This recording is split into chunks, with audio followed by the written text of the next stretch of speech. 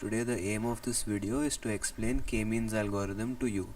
So k-means algorithm is a clustering method of vector quantization originally used for signal processing.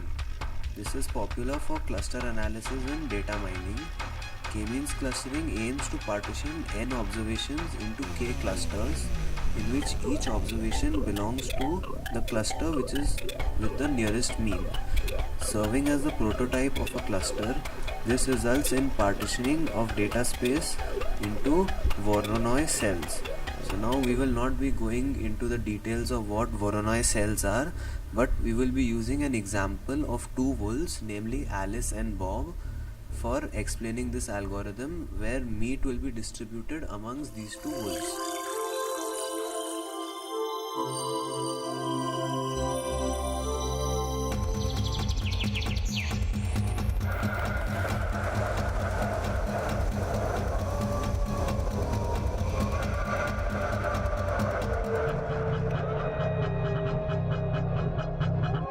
Meet Bob and Alice. They are extremely intelligent white wolves that live on this snowy mountain. Like all wolves, Bob and Alice usually daydream about a big juicy piece of meat.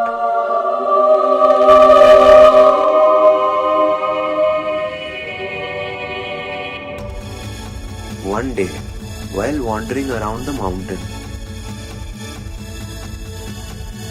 Alice discovered scattered pieces of meat. Thinking that Bob would like to see this too, she howled for Bob.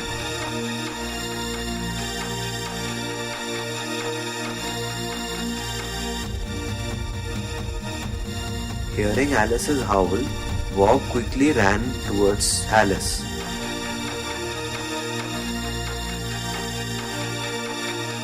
Until they stumbled upon scattered pieces of meat.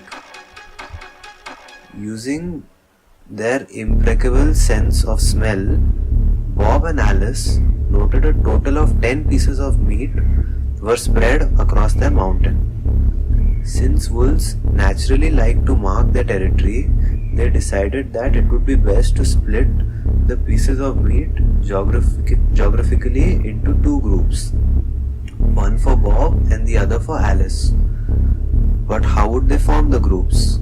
They both thought for a while and concluded they should use the k-means clustering to form two clusters out of the 10 pieces of scattered meat. Since they communicated their current position via howls, it was easy for them to decide which pieces of meat belong to which cluster. The idea was quite simple. If Bob was closer to the piece of meat, then it went to his cluster. And for Alice, if the piece of meat was closer to Alice, it would go to her cluster. The wolves began by allocating the pieces of meat to their own clusters based on their position.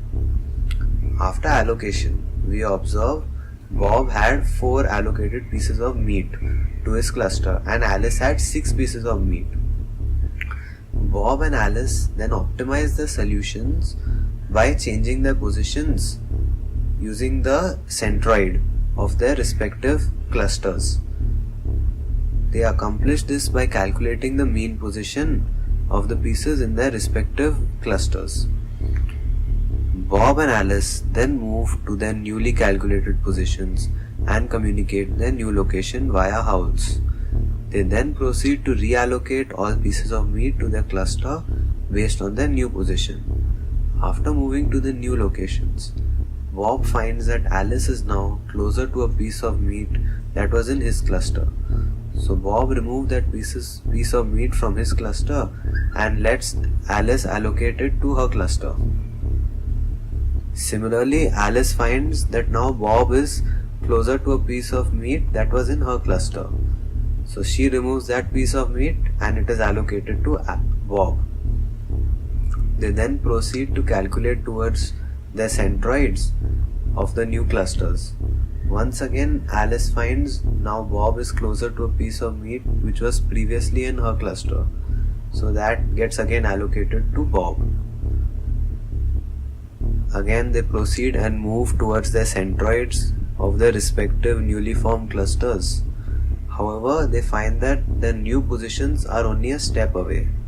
After taking a step, they observe no change occurs in the meats belonging to their respective clusters.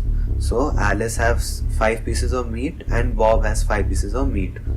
Bob and Alice stop applying the K-means algorithm because they know they will end up in the same positions no matter how many times they go on using the algorithm.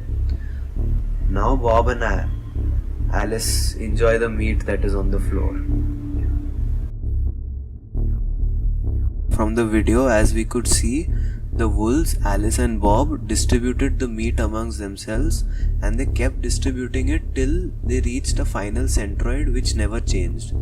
So from this example, I hope you could understand how K-means clustering works and how the pieces of meat are divided amongst Bob and Alice.